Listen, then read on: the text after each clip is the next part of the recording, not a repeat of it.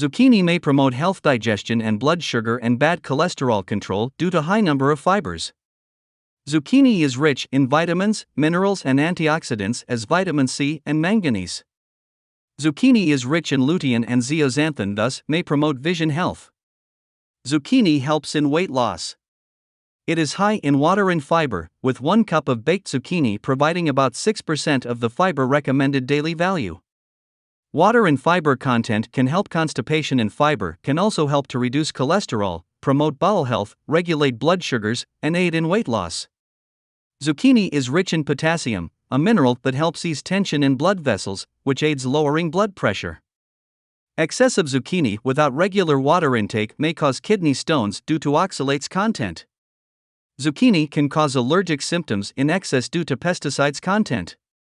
Zucchini is not recommended during diarrheic episodes due to its fiber content.